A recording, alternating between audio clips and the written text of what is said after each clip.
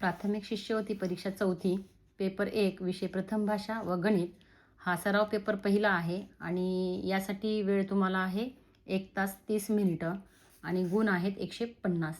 तर तुम्हाला वार्षिक म्हणजे तुमची जी परीक्षा येणार आहे 26 एप्रिलला, त्यामध्ये सुद्धा तुम्हाला ह्याच पद्धतीनं म्हणजे सराव पेपरसारखाच पेपर तुमच्यासमोर राहणार आहे आणि त्यामध्ये पण तुम्हाला असा वेळ दिलेला असतो आणि ह्या वेळेमध्येच तुम्हाला हे 150 प्रश्न सोडवायचे असतात. हा पेपर 1 आहे आणि तुम्ही हा पेपर मी जो दाखवत आहे तुम्हाला 150 मार्काचा 75 प्रश्न असलेला, ते 75 प्रश्न मी आता तुम्हाला दाखवणार आहे. ते 75 प्रश्न तुम्ही वहीमध्ये सोडवायचे. ही सराव पेपर आपला पहिला राहील आणि सोडवून मी शेवटी जी तुम्हाला उत्तरपत्रिका पण दिलेली आहे, या सर्व प्रश्नांचे 75 प्रश्नांचे उत्तरं या व्हिडिओमध्ये सर्वात शेवटी राहणार आहेत. तर ते नंतर तुम्ही सोडवून झाल्यानंतर तुमचे उत्तरं तपासून पहा. म्हणजे तुम्हाला आणि नाही जे कोणते तुम्हाला प्रश्न जमले नसतील तर ते कमेंटमध्ये मला सांगा. मी तुम्हाला त्याची उत्तरं तुम्हाला मी देईन. तर सर्वांनी हा पेपर सोडवण्याचा प्रयत्न करा, सोडवा. तुमच्यासाठी हा सराव खूप महत्त्वाचा आहे. परीक्षा जवळ आलेली आहे आणि माझ्या विद्यार्थ्यांसाठी, माझ्या सर्व व्हिडिओ पाहणाऱ्या सर्व विद्यार्थ्यांसाठी हा माझा प्रयत्न आहे की त्यांचे सराव पेपर जास्तीत जास्त झाले पाहिजे आणि या व्हिडिओनंतर पेपर 2चा हा पेपरसुद्धा मी असाच तुमच्यासमोर ठेवणार आहे. तो पण तुम्ही सोडवायचा आणि मी याच्यावरती नंतर तुम्हाला ऑनलाईन टेस्ट पण देणार आहे. काही तुम्ही ऑनलाईन टेस्ट सोडून पहा आणि त्याचे उत्तरं तुम्हाला लगेच कळतील त्या ठिकाणी ऑनलाईनच्या टेस्टमध्ये. पण आधी तुम्ही हे पेपर तुमच्या वहीवरती सोडून घ्या. तर आपली प्रश्नपत्रिका आहे. भाग 1 आहे प्रथम भाषा. 25 प्रश्न 50 गुणासाठी आहेत. तर पहिला प्रश्न काय म्हणते बघा, की खालील उतारा वाचा. त्या खालील प्रश्नांच्या उत्तरांची पर्याय क्रमांक शोधा. आपल्याला एक उतारा दिलेला आहे. तो उतारा तुम्ही वाचायचा आहे आणि हा उतारा वाचून याखाली जे प्रश्न आहेत, की लांडोराला सगळे का हसतात? त्यानंतर मोराचे पाय कसे असतात?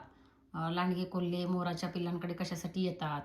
मोराला काय शोभत नाही? लांडगे कोल्हे यांचा बंदोबस्त मोर कसा करतो? योग्य आपलं उतारा वाचून योग्य त्याची उत्तरं गोल करण्याचा प्रयत्न करा. परत प्रश्न 6 ते 8 साठी एक बातमी आहे. काळजीपूर्वक ही बातमी वाचायची आहे आणि ही बातमी वाचून त्याखाली जे प्रश्न दिलेले आहेत ते प्रश्न तुम्हाला सोडवायचे आहेत. ही बातमी कशासंबंधी आहे? ही घटना कुठे घडली आहे? नदीचे खवळलेले रूप या अर्थाने कोणता शब्द बातमीत आलेला आहे? हे बातमी नीट वाचा आणि त्याखालील प्रश्नांची उत्तरं तुम्ही गोल करा. त्यानंतर प्रश्न 9 काय म्हणते? 9 आणि 9 ते 11 साठी आहे, की अमूल मस्ती दह्यांच्या संगतीत भोजनाचा आनंद वाढवा. म्हणजे या ठिकाणी एक जाहिरात दिलेली आहे तुम्हाला. तर ही जाहिरात तुम्ही काय करायची आहे, की नीट पाहायची आहे आणि या जाहिरातीवर तुम्हाला काही प्रश्न दिलेले आहेत. ते प्रश्न तुम्हाला सोडवायचे आहेत. पहा, जाहिरातीवरचे प्रश्न आहेत, की ही जाहिरात कशाची आहे? दह्याची 1 किलोची किंमत किती? जेवणाला समानार्थी शब्द कोणता? तर त्यावरचे हे 3 प्रश्न आहेत. ते 3 प्रश्न तुम्ही सोडवून त्याचं उत्तरांना गोल करून ठेवायचं आहे. आता प्रश्न 12 ते 16 साठी कविता वाचून त्याखालील प्रश्नांच्या उत्तराचे गोल रंगवा. आता या ठिकाणी कविता दिलेली आहे ही आणि कवितेसाठी तुम्हाला 12 ते 16 जे प्रश्न आहेत, तर हे प्रश्न त्या कवितेवर आधारित आहेत. कवितेतील मातीताई का रडत होती? मातीताईला किती मोठी शाल हवी होती? मातीताईची हौस फिटली कारण? परीने आभाळात जाऊन काय केले? आणि मातीताईने कशाची शाल पांघरली आहे? आता प्रश्न 17 ते 19 मध्ये खालील वाक्यातील नाम ओळखून त्यांचे योग्य पर्याय निवडायचा आहे. जे हे वाक्य वाचायचे त्यामधले नाम कोणते आहे ते पाहून योग्य पर्यायाला गोल करा. त्यानंतर प्रश्न 20 आणि 21 साठी काय म्हटलेलं आहे, की खालील वाक्यातील सर्वनाम ओळखून त्याच्या योग्य पर्यायाचा गोल रंगवा. जो सर्वनाम आहे त्या सर्वनामांना तुम्हाला गोल करायचा आहे. त्याचा पर्याय गोल करून रंगवा. त्याच्यानंतर जो अभ्यास करेल तो पास होईल. यातील सुद्धा तुम्हाला सर्वनाम बघायचं आहे. निळ्या पिशवीत काय आहे?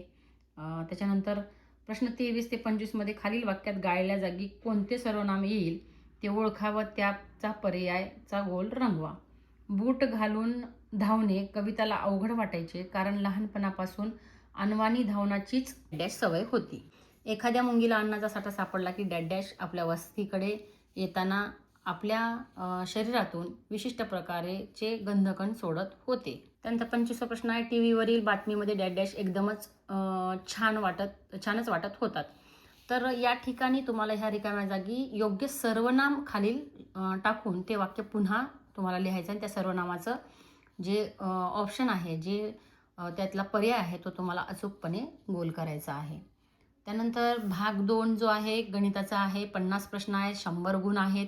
तर या ठिकाणी नीट गणित पाहायचे. खालीलपैकी कोणती संख्या 70,009 आहे. यामध्ये तुम्हाला 70,009 कोणते आहेत ते पाहून योग्य पर्यायाला गोल करा. प्रश्न 27 अंकात लिहा 10,010. 10 शतक बरोबर किती? शून्य असलेल्या 2 अंकी संख्या सांगा. खाली दिलेल्या विस्तारित रूपावरून संख्या लिहा. त्यानंतर 31वा प्रश्न आहे, जर प्रश्नार्थक चिन्ह बरोबर इतके तर प्रश्नाच्या जागी कोणती संख्या आहे तुम्हाला व्यवस्थित पद्धतीने उत्तर काढायचं आहे. कोणत्या संख्येमधून खालील ही संख्या गेली तर एवढं उत्तर येतं. त्याचं पण लॉजिक असतं, त्या पद्धतीनं करा. 32वा प्रश्न आहे, आंबेगावमधील 25,300 मतदारापैकी 11,505 पुरुषांनी 10,300 स्त्रियांनी मतदान केले तर किती लोकांना मतदान केलेले नाही. या प्रश्नाचं उत्तर शोधून खालील पर्यायामधला पर्याय क्रमांक अचूकपणे गोल करा. त्यानंतर 33वा प्रश्न आहे, 6,000मधून 2,899 काढून जे काही उत्तर येतं त्या योग्य पर्यायाला गोल करा. त्यानंतरचा 34वा प्रश्न आहे, 11/5 बरोबर आहे किती? खालीलपैकी कोणता छेदाधिक अपूर्णांक नाही म्हटलेला आहे? कोणता अपूर्णांक मोठा आहे? त्यानंतर जर 1 लिटर पेट्रोलची किंमत 70 रुपये तर 10 लिटर पेट्रोलची किंमत किती? ते काढून उत्तर जे आहे त्याचं योग्य उत्तराला गोल करा. त्यानंतर 38 आहे, 10 मीटर वायरपैकी 800 सेंटीमीटर वायरचा वापर केला तर किती वायर शिल्लक आहे? 6,400 मिलीमीटर बरोबर आहे किती सेंटीमीटर म्हटलेलं आहे. तर आयताचं क्षेत्रफळ बरोबर काय आहे याचं सूत्र तुम्हाला सांगितलेलं आहे. तर त्यापैकी तुम्ही योग्य पर्याय गोल करा. जर चौरसाचे क्षेत्रफळ 49 सेंटीमीटर आहे तर बाजूंची लांबी किती आहे? चौरसाच्या एका बाजूची लांबी 14 सेंटीमीटर आहे तर त्याचे क्षेत्रफळ किती? त्यानंतर सोबतच्या आयताचे क्षेत्रफळ किती? सोबतचं आयत आहे, या आयताचं क्षेत्रफळ काढायचं आहे. 5 रुपयांच्या नोटांच्या गठ्ठ्यांमध्ये 70 ते 80 या दरम्यान नोटा असतील तर त्याची एकूण किंमत खालीलपैकी कोणती असू शकते? एका पिशवीत 2 डझन संत्री मावतात अशी 120 संत्री भरण्यासाठी किती पिशव्या लागतील? त्यानंतर आई व मुलगी यांच्या वयाची बेरीज 42 वर्ष आहे. 5 वर्षापूर्वी त्यांच्या वयाची बेरीज किती असेल? त्याच्यानंतर हा भागाकार सोडवून योग्य उत्तर करायचं. 7,349 या संख्येला 1,000ने भागले असता खालीपैकी कोणती संख्या भाज्य असेल म्हटलेलं आहे. 32 या संख्येच्या सर्वात छोट्या व सर्वात मोठ्या विभाजकाची बेरीज किती येईल? त्याच्यानंतर 3h गुणिले 3 बरोबर किती? 140 मीटर लांब व 60 मीटर रुंद अशा आयताकृती मैदानाला राजने धावत किती फेऱ्या मारल्या की 4 किलोमीटर त्याचे 4 किलोमीटर धावून होईल? त्यानंतर 3/11, 9/11 आणि 1/11 या दोघांची बेरीज आहे. या ठिकाणी बेरीज करून वजाबाकी सोडवायची. आलेल्या उत्तराला गोल करा. जर रोज 60 मीटर खणले तर 1 किलोमीटर 500 मीटर लांब खणायला किती दिवस लागतील? श्री यादवाड यांच्या गुलाबाच्या फुलांच्या शेताची माहिती चित्ररूपाने दिलेली आहे. अशा पद्धतीने दिलेलं आहे. गुलाबाचे रंग आहे, फुलांची संख्या आहे. खाली प्रश्न दिलेत. प्रत्येक फुल गुलाबाची 75 झाडे दर्शवते. एक झाड म्हणजे 75 झाडं दर्शवत आहे. एक म्हणजे हे एकच नाही, 75 झाडं आहेत. त्यानंतर शेतात पिवळ्या गुलाबाची किती झाडे आहेत? त्याच्यानंतर शेतात एकूण किती गुलाबाची झाडे आहेत? खाली दिलेल्या संख्या जर उतरत्या क्रमाने लिहिल्या तर मध्यभागी येणारी संख्या कोणती पहा. 45 नंतर येणारी 12वी समसंख्या कोणती? त्यानंतर एक टेबल आणि एक खुर्ची यांची एकूण किंमत 880 आहे. जर टेबलाची किंमत खुर्चीपेक्षा 310 रुपयाने जास्त आहे तर टेबलाची किंमत किती? त्यानंतर आकृती क्रमांक 59 ते प्रश्न क्रमांक 62 साठी दिलेल्या चित्ररूप माहिती अभ्यासून प्रश्नांची उत्तरे लिहा. आता हे चित्ररूप आपण अभ्यासायचं आणि अभ्यासून कोणता ह्याच्यावर प्रश्न दिले आहेत. कोणता खेळ खेळणाऱ्या मुलांची संख्या सर्वात कमी आहे म्हटले. हॉकी खेळणाऱ्या मुलांची संख्या फुटबॉल खेळणाऱ्या मुलांपेक्षा कितीने कमी आहे? कोणता खेळ सगळ्यात जास्त मुले खेळतात? नंतर बॅडमिंटन खेळणाऱ्या मुलांची संख्या क्रिकेट खेळणाऱ्या मुलांपेक्षा कितीने जास्त आहे?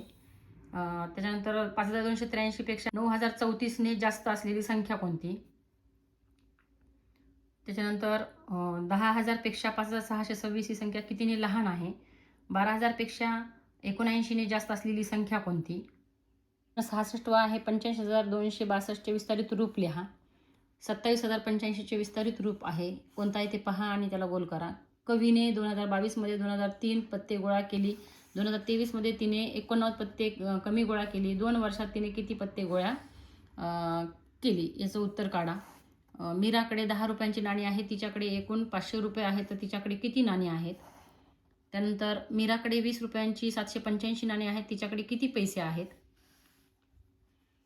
त्याच्यानंतर या ठिकाणी तुम्हाला मूल्य शोधायचं आहे. या तिन्ही प्रश्नामध्ये मूल्य शोधा आहे. आणि 74वा प्रश्न आहे, 4 स्टार 27 या संख्येला 9ने निशेष भाग जातो, तर स्टारच्या जागी खालील कोणता अंक येईल? आणि 75वा शेवटचा प्रश्न आहे, खाली काही संख्या आणि त्यांचे अवयव यांच्या जोड्या दिल्या आहेत, त्यातील गटात न बसणारी जोडी तुम्हाला ओळखायची अशी आहे. एकूण 75 प्रश्न या ठिकाणी तुम्हाला दिलेले आहेत आणि ते 75 प्रश्न म्हणजे तुमचे 150 मार्काचे आहेत. तर 150 मार्कापैकी तुम्हाला किती मार्क पडले हा पेपर सोडवायचा आणि शेवटी मी उत्तरपत्रिका दिलेली आहे. आता ती उत्तरपत्रिका तुम्ही नंतर शेवटी तपासून पाहायची. तर या ठिकाणी आपण आतापर्यंत जी प्रश्नपत्रिका पाहिली आहे त्या प्रश्नपत्रिकेमधील ही गणिताची आणि भाषा विषयाची ही उत्तरसूची आहे. सर्वांनी या ठिकाणी आपले उत्तरं पाहून घ्यायची सोडवून झाल्याच्या नंतर पेपर आणि आपले मार्क्स तपासून घ्यायचे.